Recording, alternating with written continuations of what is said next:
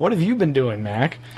Oh, I'll tell you one thing I've been doing over the past week is watching this Occupy Wall Street news, which there wasn't really much news to watch because there was a media blackout for the longest time, and that changed dramatically with all of the police brutality. And mainly the one that got everyone's attention, the 4 young women who were pinned in and just made to stand there until this white-shirted cop walks over and blasts them with pepper spray, and also gets a couple of cops in the face too. That was the weird thing, how it was these some senior cops officers sprayed some cops. Yeah. Oh my. Yeah, you can see it happening in the video of the 4 girls who were, okay. One gets it just a good face full of it, and the other looks completely, I mean, it's just he can't believe that this guy has just done it. And before the day was over, they found out his name. It was put out there by Anonymous or somebody. Well, there was there's a USlaw.com website. It was a video taped, and there were photographs, and so it was a pretty simple matter to blow up the photo and see his last name on his badge, Bologna. Oh, right, the Bologna cop. People have been calling him Tony Bologna. Tony Bologna. Anthony Bologna. Oh, my God. Is his name, and also put out his phone number and congratulations, Tony. Relatives' You've just names. been promoted to scapegoat for all of this, but much deserved from what I've heard and read and seen. So. A lot of doubt as to whether or not it was a good idea to put out the relatives' names and so forth. But I'll tell you what that does show. It shows the ugly mood of the country. One of those girls that was pepper sprayed said that she was told by a cop later that they had been that this had been done to them for no other reason than to prevent them from protesting, just as a deterrent. And that's what so many of these beatings were, or beatings or sprayings, and mostly beatings and dragging people by the hair and slamming someone's head into a car. And in that case, it was a man with a video camera. Of course, there were lots of video cameras, and it was all being put on YouTube. But it just went on and on, which, reminded me of something. I had a deja vu. 1970, a few days after the Kent State killings, there was a huge protest on Wall Street. And, they were protesting not only the Kent State killings, but the ongoing escalation of the Vietnam War and Cambodia and so forth. And the New York chapter of the AFL-CIO mobilized 200 construction workers. These later became known as the Hard Hats. And to go in there and just beat up the protesters. And so these are known as the Hard Hat Riots. You don't hear much about this chapter of the 60s or Vietnam era, but you can look it up, and it's interesting. It was orchestrated by the Union there, and they went in and beat up the so-called hippies who were protesting, and this was, I remember at the time I was disturbed that so many people were just applauding this, and it was like the hard hats are the heroes. We're fed up with all this protest. And in fact, I remember having an argument with my father about it. That was pretty bad, because everyone was just laughing at it, and I was really upset by it, and they should have been, but I thought, how times change, because now the unions are getting involved in this protest. The airline pilots union was there on Wall Street, and other unions are interested, and so, even some cops. I think it's like 100 cops. Yeah, and there's a lot of. There are rumors that cops were boycotting having to work this situation because to them it would be like crossing a picket line.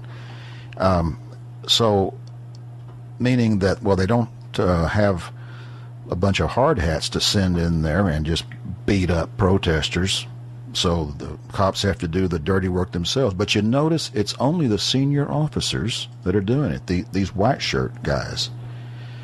And in most cases, they're the ones, and that's kind of weird. Well, and apparently over the weekend there's been this mass arrest, police arrest more than 700 protesters on Brooklyn Bridge. This is the cityroom.blogs.newyorktimes.com website. Update 1:23 p.m. Sunday. In a tense showdown above the East River, the police arrested more than 700 demonstrators from the Occupy Wall Street protests who took to the roadway as they tried to cross the Brooklyn Bridge on Saturday afternoon. The police said it was the marchers' choice that led to the enforcement action. Quote, protesters who used the Brooklyn Bridge walkway were not arrested, Paul J. Brown, the chief spokesman for the New York Police Department, said. Those who took over the Brooklyn-bound roadway and impeded vehicle traffic were arrested. But many protesters said they believed the police had tricked them, allowing them onto the bridge and even escorting them partway across, only to trap them in orange netting after hundreds had entered. Yeah, you see. Oh, that's brilliant. That's brilliant. They want those big arrests.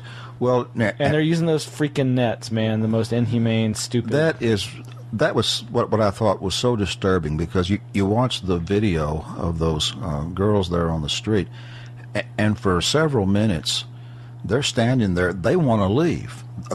They just want to go somewhere else. They're tired. They've had a full day of protesting, and they just want to walk down the street. And there's other people that you can see on the video who are moving freely behind that barrier. They're on the same sidewalk, and they're just being kept there, and apparently just being kept there so that this guy can come over there and spray them. Yeah, and shoot them like fish in a barrel. Yeah. And the same guy, Anthony Bologna, was videotaped doing the same thing to someone else.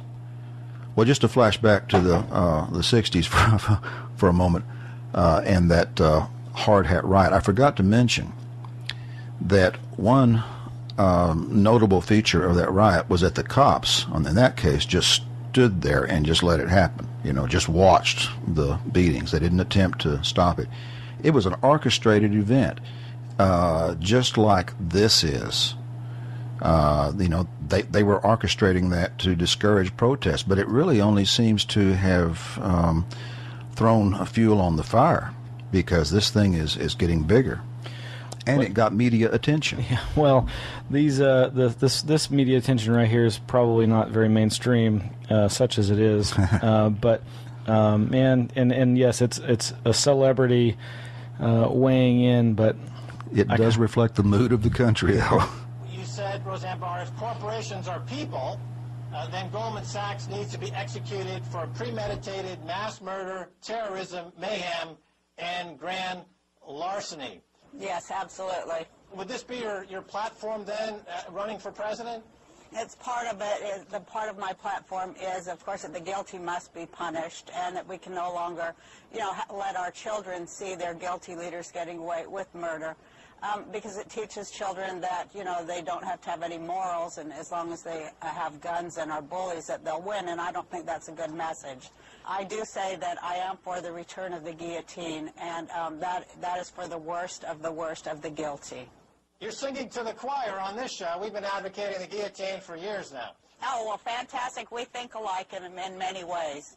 I first would allow the guilty bankers to pay, the ability to pay back anything over $100 million personal wealth, because I believe in a maximum wage of $100 million. And if they're unable to live on that amount, then they should, go to the re-education camps, and if that doesn't help, then be beheaded.